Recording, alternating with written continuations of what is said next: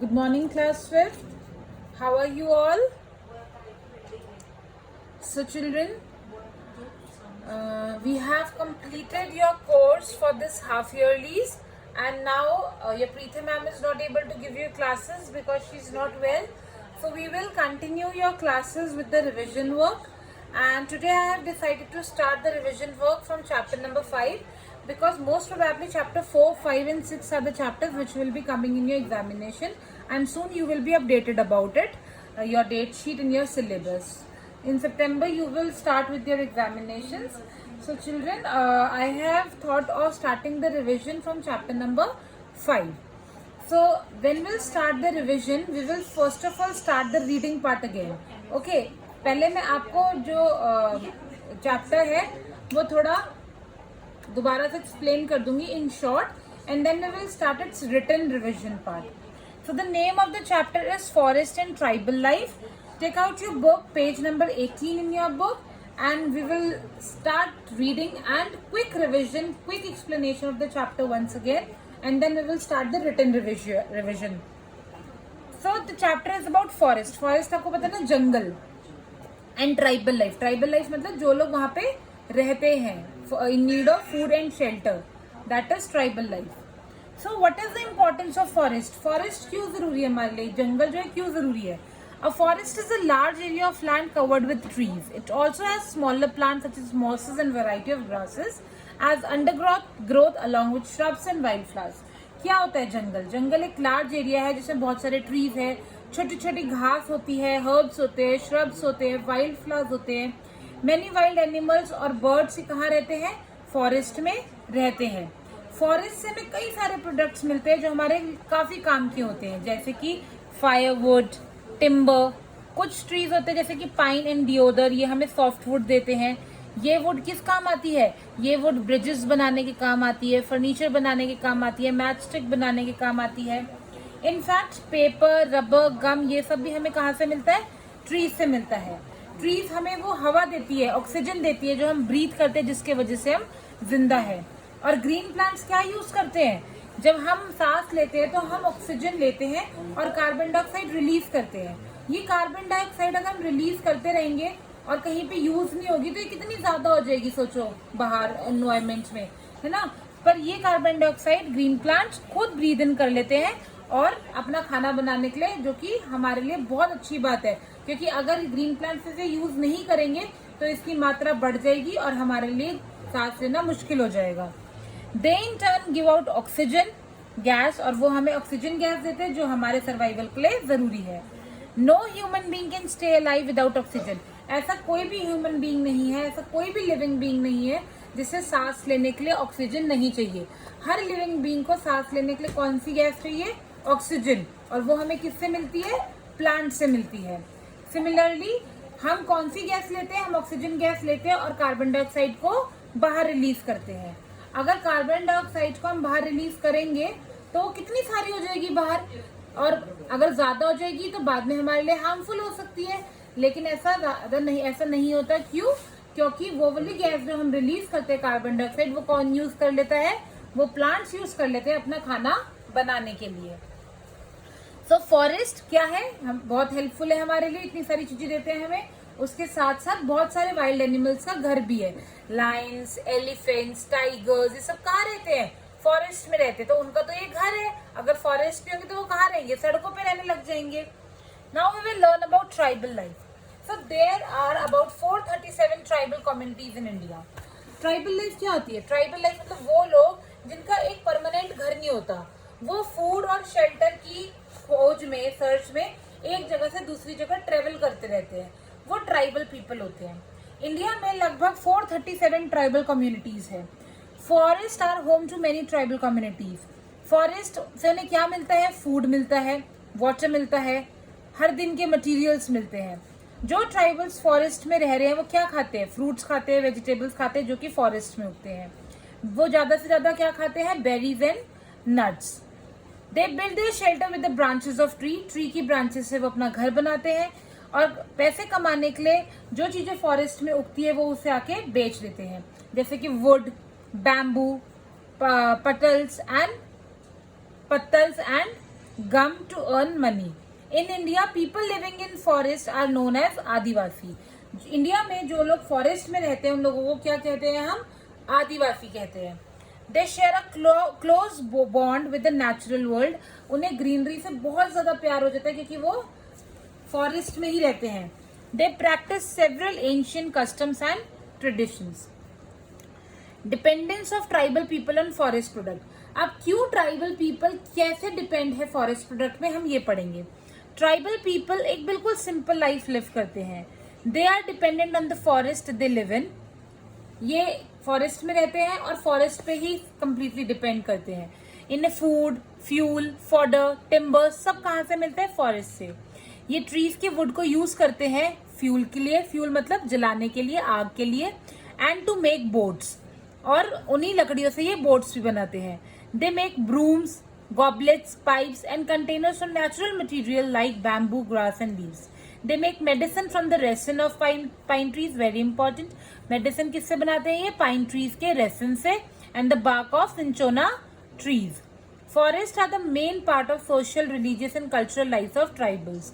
लेकिन अब क्या हो रहा है? देखो, जो लोग फॉरेस्ट में रहते हैं उनके लिए फॉरेस्ट सब कुछ है, उनका घर है, उन्हें हर चीज फॉरेस्ट से मिलती है. लेकिन अब लोग क्या करने लगे हैं?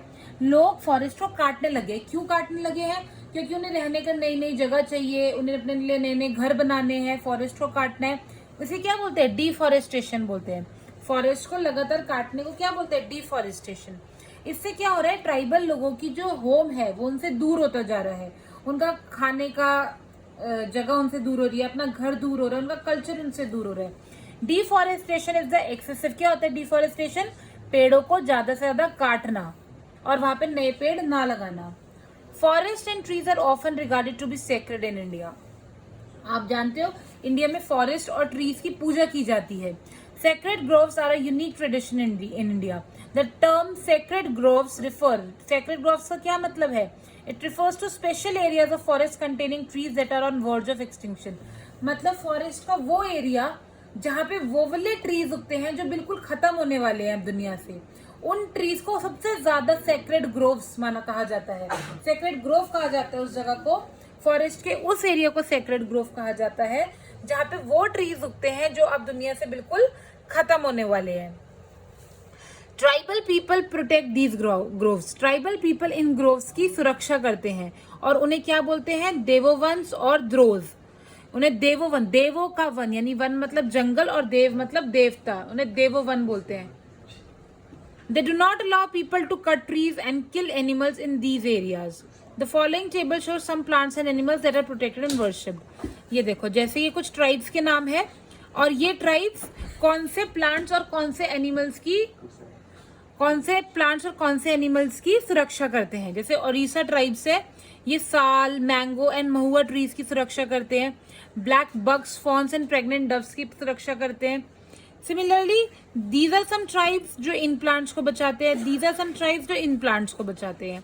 तो इन ट्राइब्स के वजह से हमारे प्लांट्स और एनिमल्स सुरक्षित रहते हैं, खासकर वो प्लांट्स और एनिमल्स जो अब एक्सटिंक्ट होने वाले यानी कि दुनिया से खत्म होने वाले हैं. Next topic is Chipko movement और चिपको आंदोलन. एक मूवमेंट स्टार्ट हुआ था, चिपको मूवमेंट. जानते हैं आप इस मूवमेंट के बारे में? बहुत ही इंपॉर्टेंट मूवमेंट है. Now we will study about it.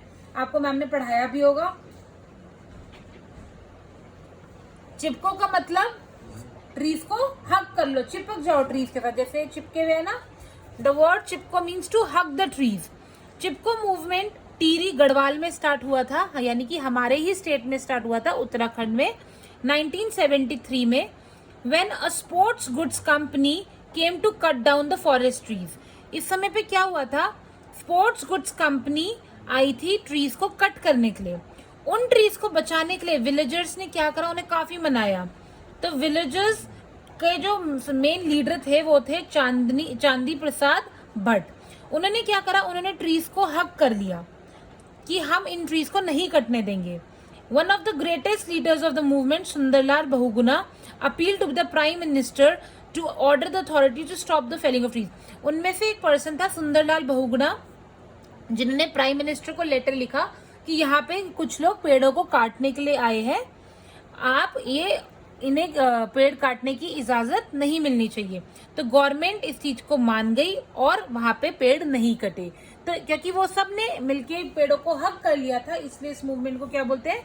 Chipko movement. Chipko movement gave rise to many other movements to conserve the environment. Chipko movement के बाद ऐसे कई मूवमेंट सामने आए, जैसे नर्मदा बचाओ आंदोलन in Gujarat, Chilka lake agitation in Odisha, Appiko movement in Karnataka, the Bishnois. Bishnois कौन होते हैं? Bishnois are a community of people which are living in many parts of India. For the Bishnois of Rajasthan, preservation of plants and animals is the religion. जो राजस्थान के बिश्नोईज है, उनका मानना ये है कि प्लांट और एनिमल की सुरक्षा ही उनका धर्म है। भगवान की पूजा नहीं, बल्कि प्लांट्स को और एनिमल्स को बचाना ही उनका धर्म है। They are known to be ardent lovers of nature. उन्हें नेचर का सबसे बड़ा लवर्स माना जाता है। Amrita Devi Bishnoi believed that it is worth saving a tree even at the cost of one's life.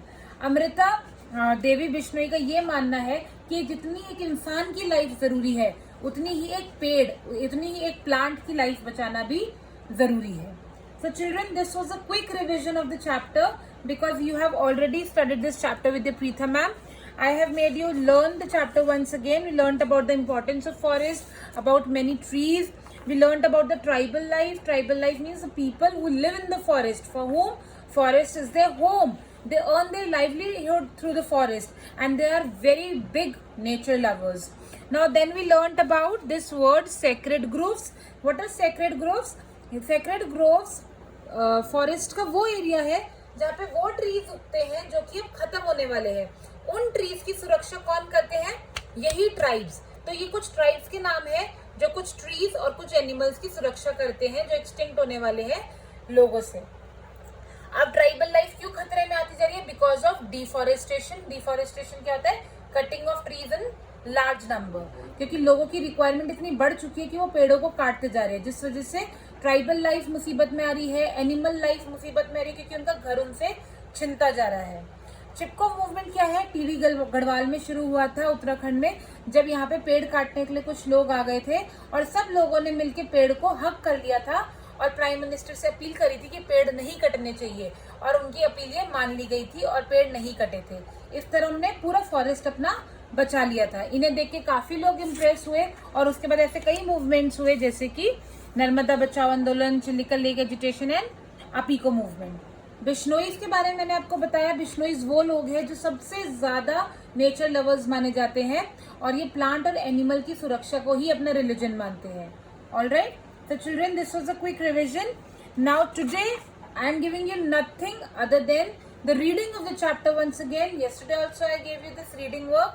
Just go through the chapter once again, and from tomorrow we will start written revision of the chapter. Alright, because exams आने वाले हैं and I want you to learn the chapter very very properly before the exams come. आपको पूरा revision होना चाहिए, एक एक word का मतलब पता होना चाहिए. So just go through the chapter once again, so that we can do the written revision for 3-4 days, and then we will come to the next chapter when we are completely done with chapter number 5. So children, read it once again. If you have any query, just ask me. I'll solve it for you, and we will continue the class again tomorrow. Bye bye.